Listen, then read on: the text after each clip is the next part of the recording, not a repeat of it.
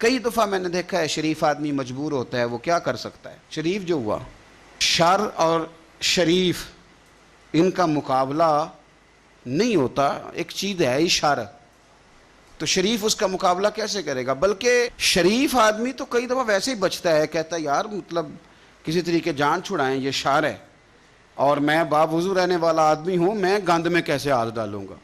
وہ بچتا ہے تو لوگ سمجھتے ہیں ڈرپوک ہے، حالانکہ ڈرپوک اور ہوتا ہے اور شریف اور ہوتا ہے۔ تو شرافت کو لوگ بزدلی جانتے ہیں۔ نبی پاک صلی اللہ علیہ وسلم کے صحابی حضرت سعید بن زید رضی اللہ تعالی اور عشرہ مبشرہ صحابی حضرت عمر کے بہنوئی ہیں، اور یہ حوالہ میں آپ کو مسلم شریف سے عرض کر رہا ہوں۔ حضرت سعید بن زید رضی اللہ تعالیٰ عنہ وہ خوبصورت آدمی ہیں جنہیں دنیا میں چلتے پھرتے میرے نبی پاک نے جنت کی بشارت عطا فرمائی۔ بندے کا قد کاٹ دیکھیں کہ جنتی بندہ، یعنی اتنا اعتماد حضور نے کیا کہ فرمایا اس کے بعد والے آخری دم تک کے اعمال پر بھی میں جانتا ہوں یہ جنتیوں والے کام کرے گا۔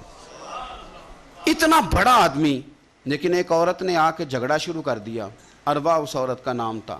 اسے آ کے حضرت سعید بن زید سے جھگڑا شروع کیا کہ یہ جو مکان ہے نا آپ کا، اس میں اتنی جگہ میری ہے، مجھے آپ بتائیں ایک شریف آدمی سے عورت جھگڑا کرے تو بندہ جواب میں کچھ کر سکتا ہے؟ آپ شریفوں کی مجبوریاں تو سمجھیں کتنی زیادہ ہیں۔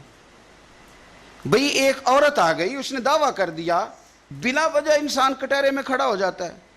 یہاں کو بندہ آگے کہہ دیتا، کہتا جی میں نے 20 لاکھ روپیہ لینا ہے، تو شریف آدمی ادھر کیا کرے گا؟ وہ تو مفت میں، اور دائیں بائیں بیٹھے لوگ ویسے ہی پریشان ہو جائیں گے کہ پتہ نہیں کوئی بات ہوتی ہے تو کوئی آتا ہے نا۔ اس نے کہہ دیا کہ مکان میں میرا حصہ ہے، اور کہہ کسے دیا؟ اسے جن کے اعمال کے صحیح ہونے کی گواہی مدینے والے رسول نے عطا فرمائی۔ اس نے کہا جناب یہ مکان میں میرا حصہ ہے۔ اب حضرت سعید بن زید رضی اللہ تعالیٰ عنہ فرمانے لگے یہ زمین اسی کو دے دو، ختم ہو گئی بات۔ شریف آدمی کیسے جھگڑا کرے؟ اب میں آپ کو ایک بات بتاؤں، اگر اس طرح بھی بندہ کر دے تو باتیں پھر بھی ہوتی ہیں۔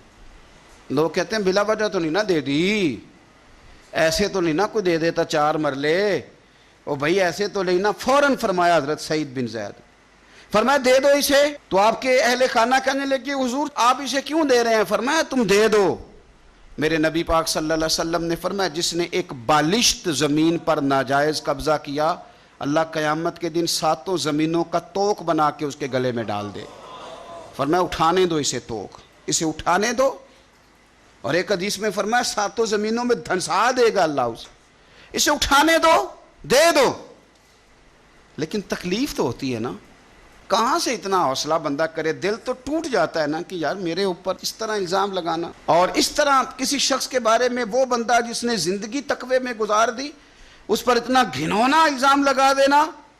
اب حضرت سعید بن زید نے نا لوگوں کو کہہ دیا دے دو، لیکن جب تنہا گئے تو دل ٹوٹا ہوا تھا، کلیجہ پھٹا ہوا تھا، طبیعت پریشان تھی، ہاتھ اٹھائے، کہا اللہ سچائیاں بھی تو جانتا ہے، جھوٹ بھی تو جانتا ہے، ظاہر چیزوں کو بھی تو جانتا ہے، چھپی ہوئی کو بھی تو جانتا ہے۔ اللہ اگر یہ جھوٹی ہے تو اسے اندھا کر دے، اور اللہ یہ جو زمین اس نے مجھ سے لی ہے نا، پھر اس میں اس کی قبر بنا دے۔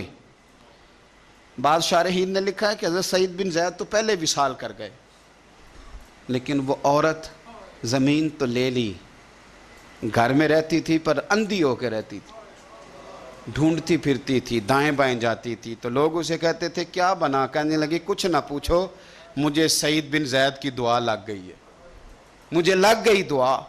تڑپتی تھی، روتی تھی، کنواں کھدوایا ہوا تھا، امیر لوگوں نے گھر میں کنواں کھدوایا ہوا تھا، تو یوں لگتا ہے کہ پانی بھی کوئی نہیں پلاتا تھا، کوئی نواسا نواسی پوتا پوتی بھی قریب نہیں آتا تھا۔ پانی پینے کے لیے کنویں میں گئی تو اندر ڈوب کے مر گئی، اس کا گھر ہی اس کی قبر بن گیا۔ دیکھیں نا، لوگ اس وقت سمجھ رہے ہوتے ہیں کہ جناب دیکھا نا میرا پتہ چل گیا، ہنس رہے ہوتے ہیں کہ دیکھا میں نے کتنا رسوا کر دیا، دیکھا پھر فلانا کتنی منتیں کر رہا تھا، دیکھا، اور تمہیں پتہ نہیں۔ تم کیا سمجھتے ہو کہ جس کو تم نے رسوا کرنا چاہا اس کا کسی وزیر مشیر اور بڑے آدمی سے تعلق نہیں تھا تو وہ تمہارے ہتھے چڑھ گیا؟ یاد رکھنا اگر اس کا وزیروں مشیروں سے تعلق نہیں نا غریب کا، تو اللہ ولی الذین آمنوا، اللہ تو وارث ہے کہ نہیں مومنوں کا؟ اللہ تو وارث ہے کہ نہیں مومنوں کا؟ نبی پاک تو والی ہیں کہ نہیں اپنی امت کے؟ اور وارث شاہ مان کری نہ وارثہ دا، رب بے وارثہ کر کے مار دائی۔ تو ہم جب چل رہے ہوتے ہیں نا تو پھر تو ہماری قد کاٹ کا کون مقابلہ کرے، اور جب ہم چڑھ جائیں ہوا کے گھوڑے تو پھر کون ہمارا رخ پھیرے۔ لیکن یاد رکھنا ایک عدل کرنے والی ذات ہے، جب لگامیں کھینچتی ہے تو پھر لوگوں کو کوئی چارہ۔ اپنی زندگی کے اندر کبھی بھی کوئی کام ایسا نہ کریں، کبھی بھی۔